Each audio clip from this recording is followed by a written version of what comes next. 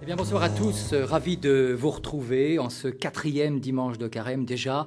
Ravi de vous retrouver depuis l'auditorium des Bernardins, vous savez, au-dessus toujours de cette grande salle gothique où on aura peut-être le temps d'en parler tout à l'heure et déployer actuellement la suite Grunenwald de Gérard Titus Carmel, inspirée par la crucifixion du retable d'Issenheim.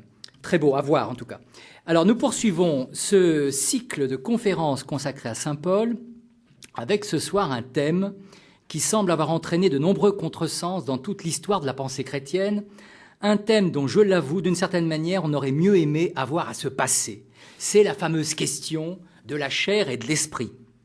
Merci aux deux conférenciers qui nous font l'amitié donc de ce temps de dialogue et d'explication. Je vous donne tout de suite notre numéro de téléphone, qui est à la fois les gens dans la salle et puis les auditeurs, les téléspectateurs qui peuvent nous poser des questions. Surtout, vous n'hésitez pas, surtout sur un thème un peu compliqué comme celui-ci.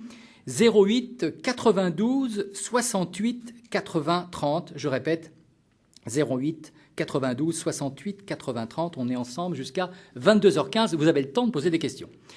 Alors, on commence les présentations. Monseigneur Guetcha, Job Guetcha, bonsoir. Bonsoir. Vous enseignez la théologie et l'histoire de l'Église à l'Institut de théologie orthodoxe Saint-Serge à Paris. Vous êtes spécialiste de liturgie. Je signale qu'au CERF, à l'automne, vous allez publier quelque chose qui va intéresser les orthodoxes, mais aussi les catholiques qui sont curieux aussi de votre belle liturgie. Un manuel de liturgie byzantine. Et puis, que dire encore, vous avez été doyen, vous êtes très engagé aussi dans le dialogue œcuménique. Vous enseignez à l'Institut catholique de Paris. Également. Voilà, c'est ça. Vous avez participé à cette conférence de Carême ce soir avec Monseigneur Pierre de Berger, qui lui est prêtre du diocèse d'Aire et d'Ax et les Landes, avec tous les arbres coupés que l'on connaît actuellement. Hein, malheureusement, c'est ça. Vous avez fait des études bibliques, vous, à Rome et à Jérusalem, des études aussi à l'Université hébraïque de Jérusalem, et vous êtes recteur de l'Institut catholique de Toulouse depuis 2004.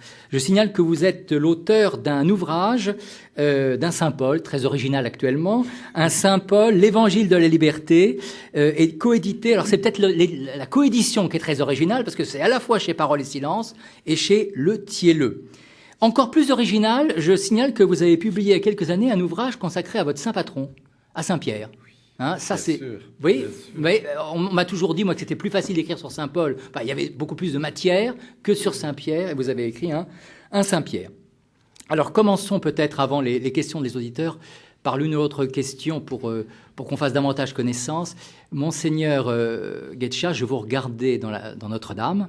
Vous aviez l'air tout à fait à l'aise dans Notre-Dame de Paris.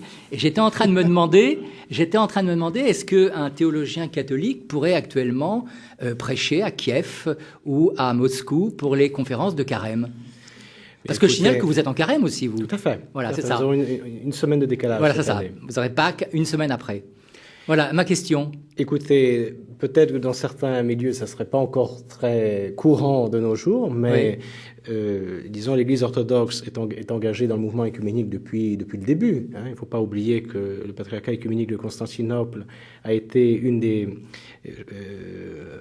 un des artisans du mouvement œcuménique dès le début du XXe siècle, en 1920, l'encyclique du patriarche œcuménique de Constantinople appelant toutes les églises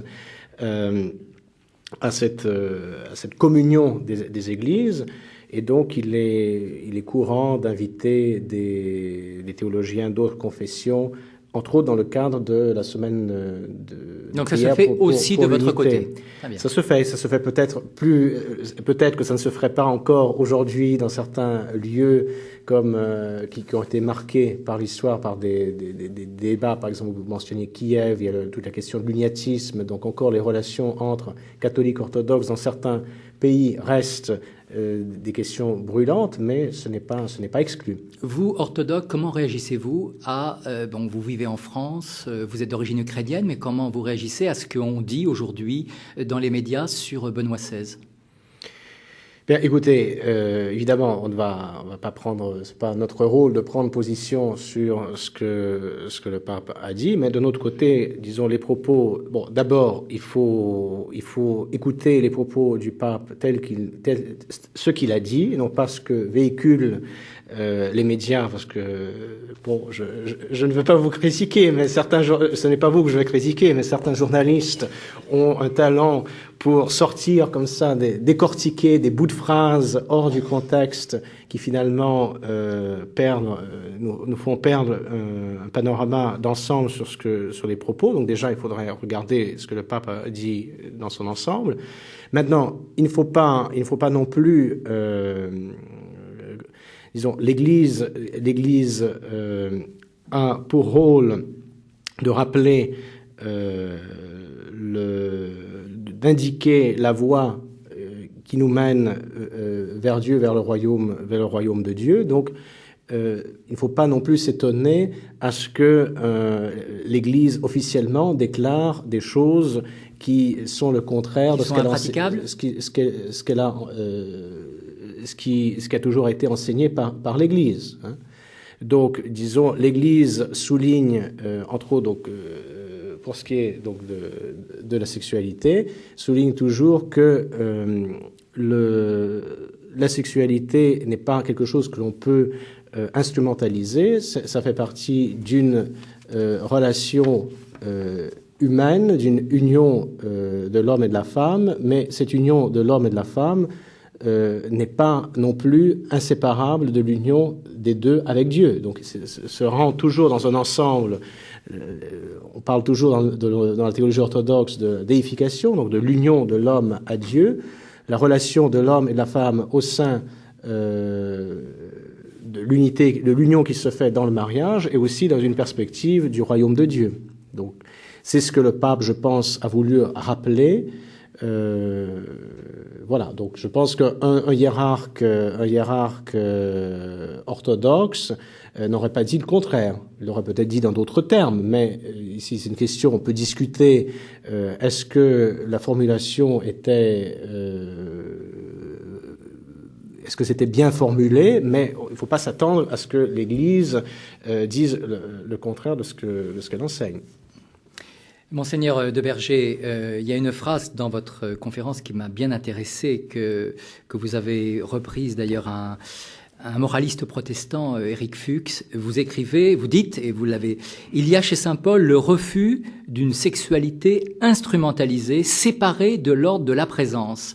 Et je me suis dit, cette phrase, de fait, elle n'est pas sans rapport avec ces questions évoquées de prévention, d'usage d'un préservatif, etc. Et vous pourriez essayer, parce que, est-ce que c'est pas ça, finalement, cette séparation de la sexualité, quelque chose d'autonome et qu'on pourrait utiliser comme on veut, est-ce que c'est pas ça qu'aujourd'hui, on a beaucoup de mal à entendre? Oui, je pense que c'est une question, je dirais, très ancienne, puisque je l'évoquais cet après-midi à propos de Paul. Bon, Paul écrit aux chrétiens de Corinthe. Corinthe était une ville de 80 000 habitants à peu près. Une ville qui était très connue, il y avait un temple à Aphrodite, il y avait là des mœurs qui étaient des mœurs, mais qui étaient comme souvent d'ailleurs les mœurs de la plupart des ports méditerranéens. Et il y a eu une expression qui disait « vivre à la corinthienne ». Et Paul est interrogé par ces chrétiens. Et les chrétiens qui disent « mais finalement, puisque nous sommes dans l'attente du retour du Seigneur, puisque nous savons que désormais tout est permis en Christ, tout est permis, au fond, nous pouvons vivre à la limite n'importe comment, pas n'importe comment. C'est-à-dire aller voir des prostituées, voilà. C'est ça, par exemple, à Corinthe, ça devait être... C'est tout à fait ça. C'est la question des prostituées. Et là, Paul répond. Et Paul répond en disant « oui, tout est permis, mais tout ne me convient pas ». Et puis ailleurs, il évoquera d'ailleurs « tout n'édifie pas ». Il donne déjà un critère d'une liberté qui est au service de l'édification. Et puis, une fois qu'il a dit ça, Paul fait une distinction. Il fait une distinction entre le ventre. Il dit « oui, mais le ventre, trouvant les aliments qui sont périssables, comme le ventre, lui aussi, est périssable. Et le corps ».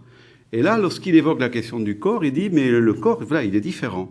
Et pour dire ce qu'est le corps, il dit il rappelle que le corps, et c'est son expression, le corps a été fait pour le Seigneur, et le Seigneur est pour le corps. Donc c'est ce lien qu'il y a de fait entre le corps, je pense qu'on aura l'occasion de se le dire ce soir, qui est davantage que la chair, qui est plus que la chair. Je crois que ça a été bien dit cet après-midi par Monseigneur Guetcha. Et donc partant de là, Saint Paul incite les chrétiens de Corinthe à qui il s'adresse, d'abord à prendre acte de la dignité du corps, Puisque si mon corps, il est fait pour le Seigneur, il va plus loin. Il ne se contente pas de dire que notre corps, il est fait pour le Seigneur. Il évoque le fait que notre corps, il est membre. Voilà, nous sommes par notre corps les membres du corps du Christ. Et puis il va encore plus loin en disant que nos corps, ils sont le temple de l'Esprit Saint. Et là, on comprend bien que... on comprend d'abord toute la grandeur du corps humain, toute la dignité du corps humain, ce qui, entre parenthèses, va quand même à l'encontre de bien des idées que l'on a souvent sur Paul. Quand moi j'entends souvent parler du mépris du judéo-chrétien du corps, je ne cache pas que ça me fait un petit peu frémir. On voit là Paul dire non, le corps, il a une dignité. Le corps, il est le lieu de la présence même de Dieu. Cette présence de Dieu qui est en moi, qui est aussi dans le corps de l'autre. Et je crois que lorsque de fait Eric Fuchs évoque à la fois une sexualité instrumentalisée, et plutôt une sexualité qui serait de l'ordre de la présence, qu'est-ce qu'il évoque ? Il évoque la différence qui pourrait y avoir à une sexualité comprise simplement comme une dimension biologique, génitale. Et puis la sexualité qui, au contraire, est ce lieu éminent où je vais reconnaître, de par ce que je suis, de par ce qu'est l'autre, la présence de Dieu. Oui, cela dit, ça veut dire qu'il faut qu'au préalable, j'ai reconnu la présence de Dieu en mon corps, que mon corps est le temple de l'Esprit. Est-ce que nos frères qui ne sont pas croyants, par exemple, ne sont pas aussi appelés à vivre une sexualité humaine ? Je veux dire, c'est parce qu'on peut se dire, bon, bah, c'est très bien, c'est un message pour des chrétiens ou pour des croyants. Votre corps, vous savez, vous, que, mais et les autres ? Oui, vous avez raison. Bon, quand Paul s'adresse aux chrétiens de Corinthe, c'est vrai qu'il s'adresse à la première communauté de Corinthe et il s'adresse à des chrétiens qui s'interrogent. Dans un contexte, d'ailleurs, il ne faut pas l'oublier, le monde gréco-romain, qui est un contexte où on a un certain mépris du corps. Donc il s'agit pour lui de dire non, le corps, il est important. Alors c'est vrai que le message de Paul s'adresse directement à des baptisés, et c'est vrai que c'est ce qui fonde un peu le cœur de son message, mais je pense que lorsque la tradition chrétienne, comme vient de le faire le Saint-Père. Le Saint-Père vient d'évoquer, je crois que ça vaut pour... c'est pas simplement pour l'Afrique, ça vaut pour tout le monde. Lorsque le Saint-Père évoque la nécessité d'une certaine humanisation de la sexualité, je crois que ce qu'il évoque là, c'est la reconnaissance de fait que mon corps, il a une dignité, il est important, j'ai à le respecter, j'ai aussi à respecter le corps de l'autre.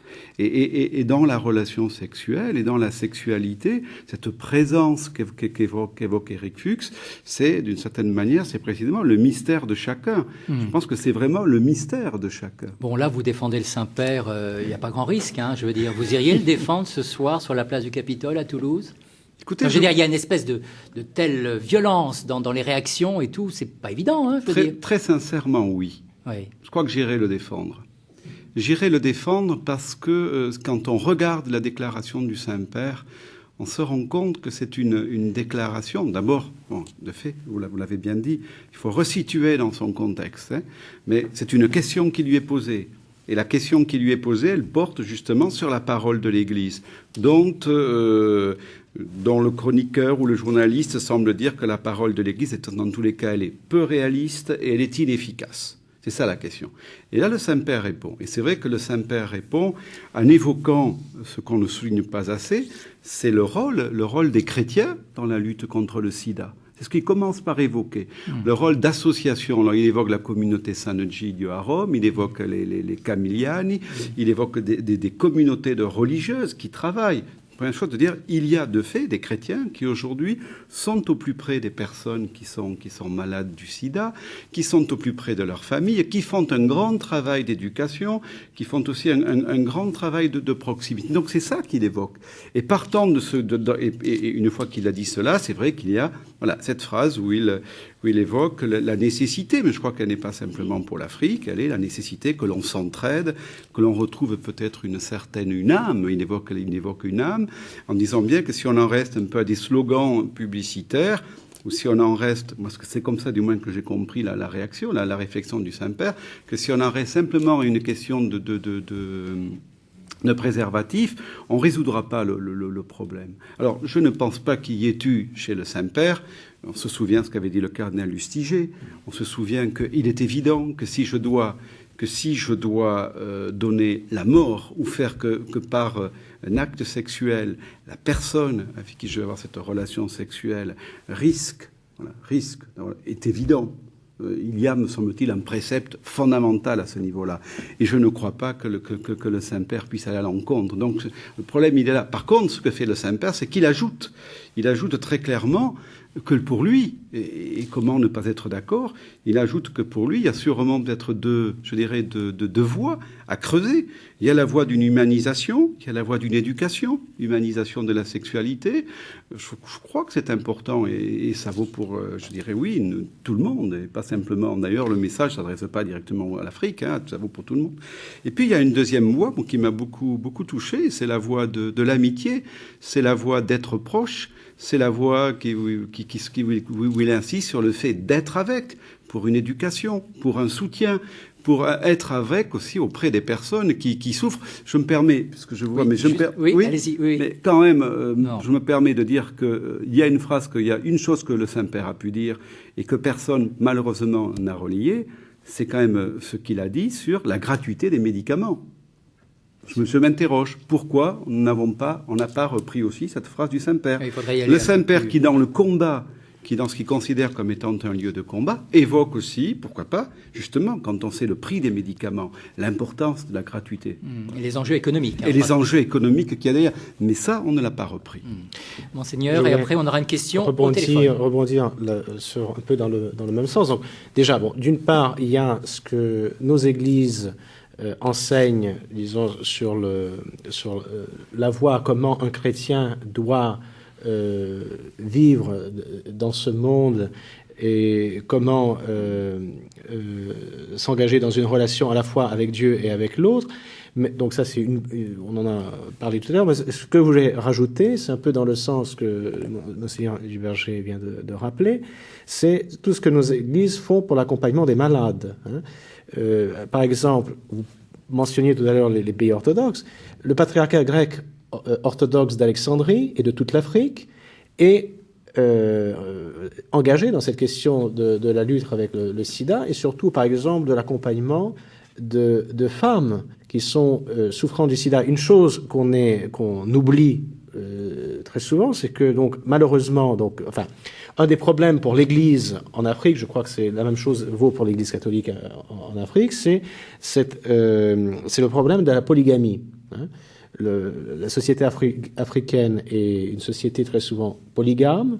Évidemment, ça va en encontre avec les préceptes, le concept de famille chrétienne. Et très souvent, il y a des femmes africaines qui attrapent le sida dans la famille et qui malheureusement se font rejeter non seulement par la famille, mais par la communauté, parce que la communauté est quelque chose de très important dans la société africaine. Or, justement, l'Église, je parle de l'expérience de l'Église orthodoxe en Afrique, mais je crois que la même chose peut être dit pour l'Église catholique en Afrique, fait beaucoup pour accompagner ces malades du sida, les soutenir, les soigner, et aussi de faire en sorte que ces personnes ne soient pas rejetées par l'Église. Et bon, je pense, vous mentionnez tout à l'heure Kiev, l'Église orthodoxe en Ukraine, récemment a composé un office d'intercession spécial pour les malades du sida. Donc l'Église, il faut bien distinguer, l'Église ne fait pas l'autruche face à ce problème, l'Église ne reste pas passive, l'Église au contraire est active, mais disons il faut tenir compte de tout ce que l'Église fait également. 08 92 68 80 30, 08 92 68 80 30, vous posez vos questions et nous avons déjà Édouard au téléphone. Bonsoir Édouard. On vous a fait patienter. Messeigneurs, bonsoir monsieur. Oui, vous pouvez poser aussi dans la salle. Alors, oui. Allô ? Oui, on vous entend. Ah bon, alors bonsoir messeigneurs, bonsoir monsieur. Alors ma question c'est de connaître l'avis des conférenciers sur le retentissement de la souffrance corporelle, de la souffrance physique, des douleurs charnelles, sur l'esprit. Je ne veux pas dire l'état d'esprit, fruit du travail cérébral, en fait, du moral de l'individu, de son psychisme. Mais l'influence de la douleur physique dans ce corps animé par la sainteté de Dieu et temple de l'Esprit Saint, comme l'a rappelé Monseigneur de Berger cet après-midi. Mais je veux parler de la sorte de collusion, si on peut parler ainsi, de ce que vous avez appelé esprit et que j'ai traduit par âme, c'est-à-dire la fraction spirituelle de l'individu, avec les idées que soulèvent les douleurs ressenties. Et on pourrait aussi parler des douleurs psychiques, des douleurs morales, des crises d'anxiété. Moi, je pense au Jardin des Oliviers, à Jésus au Jardin des Oliviers, qui lui aussi a été perturbé dans son âme. Mon âme est triste à en mourir. Merci bien. Monseigneur de Berger, alors ces questions de ces souffrances qui peuvent influer, si j'ai bien compris, sur eux. Moi, j'entends là la question c'est une question que Paul va, d'une certaine manière, affronter. Paul va vivre un certain nombre d'épreuves. Ces épreuves vont sans doute aussi le marquer dans sa chair. Il y a la fameuse écharde dont on ne sait pas exactement ce qu'elle était, mais il évoque aussi une écharde, et dont on peut penser, puisque dans les chapitres où il évoque cette question, il parle beaucoup de son corps. Donc on peut penser que c'est quelque chose qui le touche dans sa propre chair. Et il y a là toute une interrogation de Paul, qui est l'interrogation aussi que se posent tous ceux qui souffrent, lorsque la chair aussi vient nous toucher dans notre... Lorsque la souffrance vient nous rejoindre dans notre intégrité, lorsqu'elle vient même parfois nous abîmer, nous blesser. Alors, je ne sais pas, pour répondre à la question de cet auditeur, moi, ce qui me vient à l'esprit, c'est la réflexion de Paul, reconnaissant que, à travers ces souffrances, que Dieu ne veut pas, puisqu'ils sont d'une certaine manière qui vont à l'encontre de l'intégrité du corps. Il y a la réflexion de Paul sur ce que ces souffrances en Jésus-Christ peuvent être vécues comme un lieu de communion, aux souffrances du Christ. Et c'est à ce niveau-là que, me semble-t-il, justement, il peut y avoir dans cette communion en Christ, et précisément de par l'œuvre de l'Esprit, comme on l'évoquait là, comme on l'évoquait cet après-midi, il me semble que c'est là qu'il peut y avoir un chemin, qui peut être un chemin d'offrande, un chemin d'oblation, qui peut être aussi un chemin d'abandon. L'auditeur avant évoqué la question du Christ. On voit bien que le Christ, touché dans sa chair par les souffrances qui vont être les siennes, il s'en remet. Alors, vous parlez du mot chair, là, vous utilisez le mot chair, c'est dans quel sens ici, le Christ touché dans sa chair? Parce que, je disais tout à l'heure au départ, finalement, c'est un peu compliqué, et ça a introduit quand même beaucoup de contresens quand même dans notre histoire, notre théologie chrétienne. Et vous, j'ai eu l'impression que, c'est sans doute c'est pour ça que c'est compliqué, vous n'avez pas abordé le mot chair de la même manière. On a l'impression que le Monseigneur Guetcha, c'est davantage la chair en tant que l'homme un peu se recroqueville sur lui-même et qu'il voit et qu'il se construit un peu sans le Seigneur. Et alors que chez Monseigneur de Berger, c'est la chair simplement en sens d'une espèce de finitude humaine. Il n'y a pas, c'est pas de l'ordre du péché. Alors que chez Monseigneur Guetcha, c'est davantage de l'ordre du péché. Est-ce qu'on est d'accord sur ces deux définitions? Je pense que nous sommes d'accord. C'est déjà ça. Je pense que nous sommes d'accord. Monseigneur de Berger parlait tout à l'heure de la chair comme de la condition humaine. Voilà. C'est ce que diraient les pères de l'Église, sauf que, justement, les pères de l'Église parlent, entre autres, donc je vais me faire surtout au père grec, parlent de l'état naturel et de l'état contre nature. L'homme, dans son état naturel, c'est l'homme tel qu'il a été créé lors de la création, en tant qu'homme comme créature de relation qui doit entrer en communion parfaite avec Dieu. Or, malheureusement, il y a eu le péché, il y a eu la chute, et donc l'homme se retrouve dans un état que les pères grecs appellent contre nature. Et donc c'est la chair, c'est cet aspect charnel. Alors, justement, Dieu ne veut pas la souffrance des hommes. Ça, c'est une chose qui est très importante. lorsque nous souffrons, lorsque l'on souffre, que ce soit psychologiquement, que ce soit moralement, que ce soit dans notre état corporel, il ne faut pas penser que c'est quelque chose que Dieu nous inflige parce qu'il veut nous punir. Dieu ne veut pas la souffrance des hommes. Mais malheureusement, l'homme, dans son état actuel, est dans un état d'éloignement de Dieu. Et donc, il est dans un état charnel. C'est un état qui l'éloigne de Dieu. Et donc, l'homme est appelé à revenir vers Dieu. Mais l'homme ne peut pas revenir non plus vers Dieu par ses propres moyens. Et c'est pourquoi Dieu vient à sa rencontre. C'est pourquoi il y a eu l'incarnation du Fils de Dieu. Et c'est pourquoi, justement, comme les pères grecs l'ont souligné, Dieu s'est manifesté dans la chair. C'est-à-dire que Dieu s'est incarné, a pris sur lui la condition humaine telle qu'elle est aujourd'hui. C'est pourquoi le Christ a souffert, sauf le péché. Sauf le péché personnel. Oui. Mais il a assumé la nature humaine avec toutes les conséquences du péché qui sont la mort et toutes les tendances qui nous dévient de Dieu. Et justement, le Christ a assumé cette condition humaine déchue pour la guérir. Et donc, et c'est pourquoi d'ailleurs le Christ a souffert dans la chair pour la guérir. Alors, Monseigneur Berger. Oui, moi je pense que, en fait, c'est vrai, quand on lit les lettres de Paul, on voit bien qu'il y a une tension dans la manière dont il utilise le mot chair.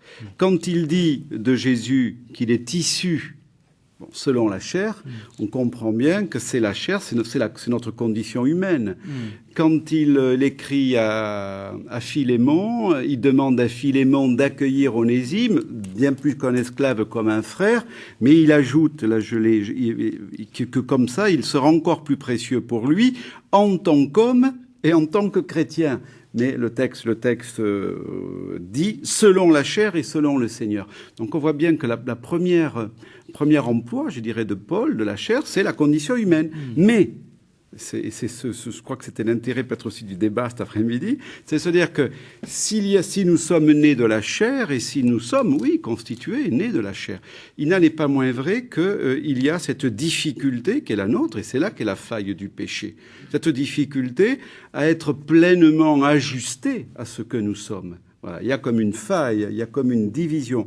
Et dans ce cas-là, Paul, de fait, paradoxalement, utilise aussi le mot de chair. C'est-à-dire qu'on voit bien que chez lui, la chair, c'est la condition humaine, mais... Une condition blessée, si j'ai bien compris. Blessée, de toute façon, par...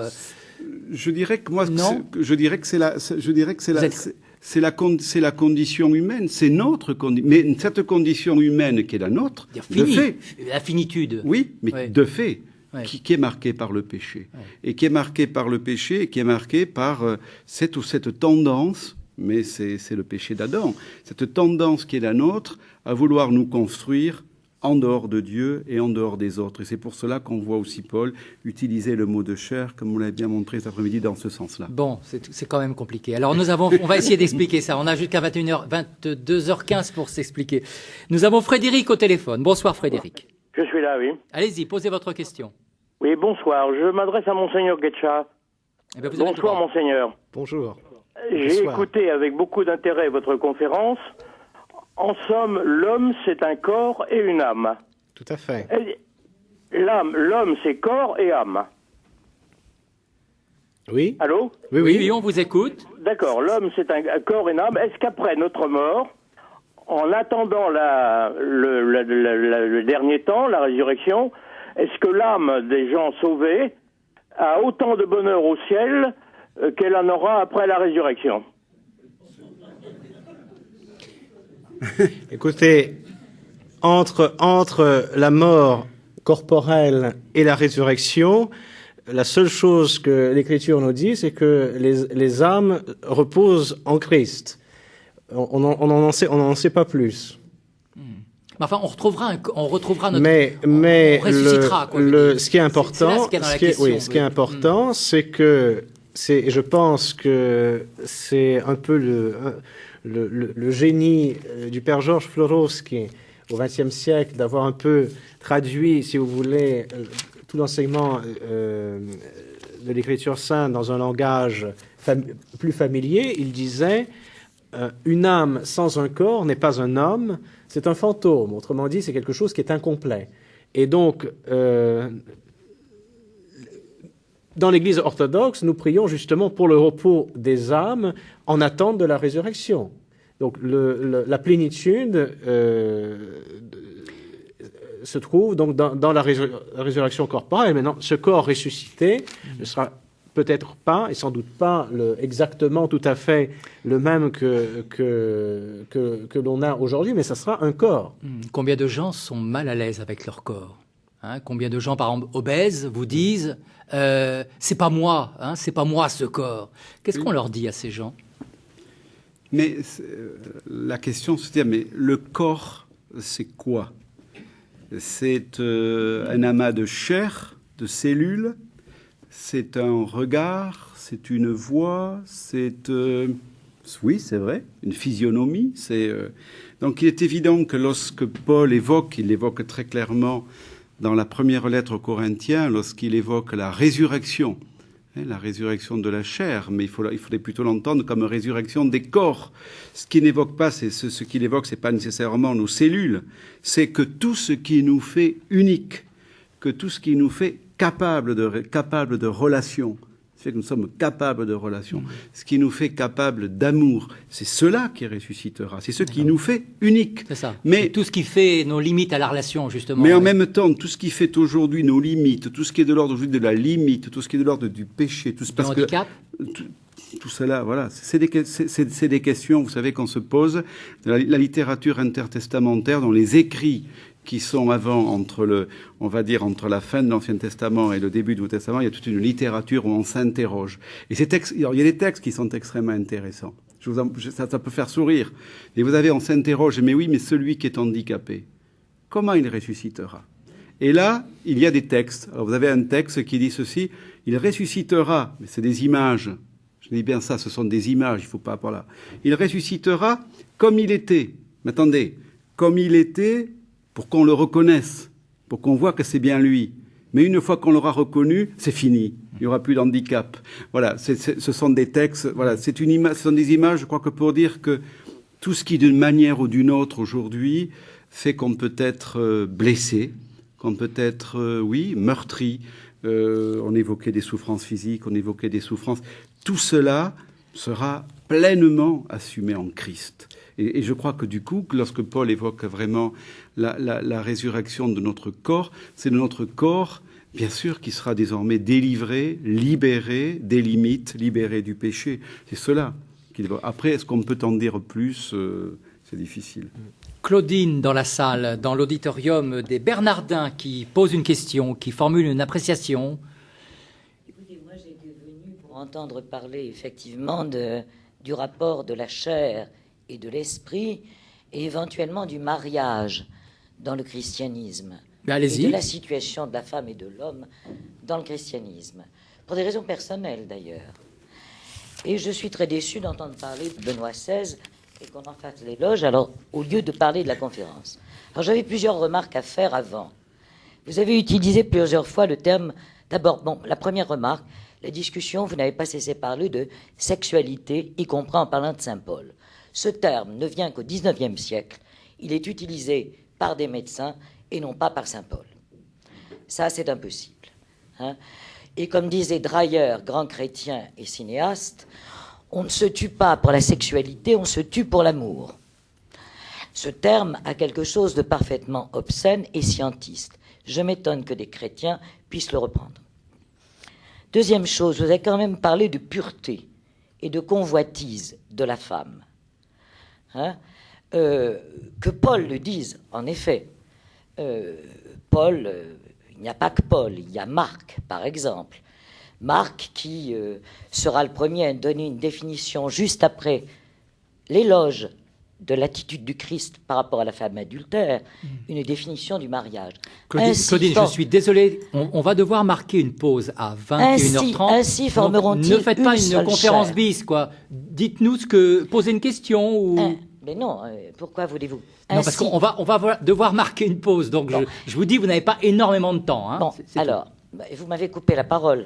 Pardonnez-moi. Ainsi formeront-ils une seule chair. Il ne me semble pas que la chair soit dévalorisée dans les évangiles. Peut-être par Paul et par son judaïsme. Il y a une critique du formalisme judaïque qui se trouve dans les évangiles et qu'on ne trouve pas dans Paul. Une critique. D'autre part, le premier mariage, il est grégorien. Il arrive tardivement, le mariage sacré. On va laisser peut-être déjà... On va leur laisser... Dernière chose très importante. Très importante. Ils réagiront alors après. Il me semble que le christianisme, c'est comme ça que je l'avais compris, signale le péché de l'esprit et non de la chair. Sinon, question, qu'est-ce qui vous différencie des gnostiques ? Bon, ça y est, c'est... Voilà, alors vous allez commencer, vous avez 1 minute, je suis confus de vous imposer ce genre de choses, et on continuera après la pause. Hein. Non, moi je voulais simplement citer ce passage de Paul dans la première lettre aux Corinthiens, quand il dit « Prendrai-je les membres du Christ pour en faire des membres de prostituées ?» Certes non. Ne savez-vous pas que celui qui s'unit à la prostituée fait avec elle un seul corps, car il est dit « Les deux ne seront qu'une seule chair ». Mais celui qui s'unit au Seigneur est avec lui un seul Seigneur, un seul esprit, pardon. Et c'est là qu'il ajoute « fuyez la débauche ». Bon, alors c'est peut-être pas la sexualité, je ne sais pas, même si le mot a été inventé. De fait, est tardif, quoi, même si le mot est tardif, oui. Mais je m'interroge. Voilà, ce passage-là, de quoi traite-t-il ? Voilà, on voit bien de quoi il traite et on voit bien ce qui est en jeu dans la pensée de Paul.